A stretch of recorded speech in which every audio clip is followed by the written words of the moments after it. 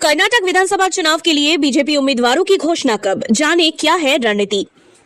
कर्नाटक विधानसभा चुनाव के लिए तारीख का ऐलान हो गया है। कांग्रेस और जनता दल सेक्युलर ने अपनी उम्मीदवारों को दो लिस्ट भी जारी कर दी है, लेकिन भाजपा ने अभी तक कर्नाटक विधानसभा चुनाव के लिए किसी उम्मीदवार की घोषणा नहीं की। ऐसे में कई सवाल उठ रहे हैं, आखिर क्यों भाजपा ने अभी तक किसी उम्मीदवार का नाम फाइनल नहीं किया है। भाजपा सूत्रों का कहना है कि हम किसी जल्दबाजी में नहीं है, एक प्रक्रिया के तहत उम्मीदवारों के नामों पर विचार चल रही है और केंद्रीय चुनाव समिति सीईसी की बैठक के बाद नामों की घोषणा होगी।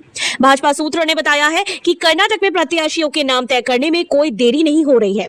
यह पहले से तय था कि केंद्रीय चुनाव समिति सीईसी की बैठक 10 या 11 अप्रैल को होगी। बीजेपी ने कर्नाटक में वेट एंड वॉच की रणनीति अपनाई है। पार्टी कांग्रेस और जेडीएस के उम्मीदवारों की सूची भी देख रही है।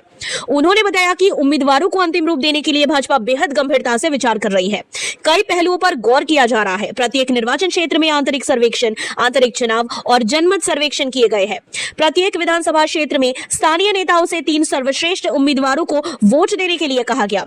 वोटिंग स्लिप थी और उनसे अपनी पसंद मार्क करने को कहा गया था। मतपेटियों को फिर बेंगलुरु लाया गया और परिणाम के आधार पर प्रत्येक निर्वाचन क्षेत्र में 3 नामों को अंतिम रूप दिया गया। इसके बाद इन नामों को आंतरिक सर्वेक्षण और जनमत सर्वेक्षणों से जोड़ा गया। भाजपा सूत्रों ने हाल ही में बताया है कि संपन्न हिमाचल प्रदेश चुनाव में भी इसी तरह की प्रक्रिया अपनाई गई थी। बीजेपी सूत्रों का कहना है कि उम्मीदवार के चयन के लिए 3 मानदंड है: इमेज, विनेबिलिटी और डेनिएबिलिटी, यानी कि मौजूदा विधायक को टिकट से वंचित करना। राज्य कोर ग्रुप ने सप्ताहांत में बैठक कर संभावित उम्मीदवारों के नामों पर जिलेवार चर्चा की है। ये नाम केंद्रीय चुनाव समिति को भेजे जाएंगे। 14 अप्रैल को नामांकन प्रक्रिया शुरू होने के बाद भाजपा द्वारा उम्मीदवारों के नामों की घोषणा करने की संभावना है। ये टिकट के दावेदारों को पार्टी टिकट से वंचित होने की स्थिति में पक्ष बदलने के मौके से रोकने का काम करेगा।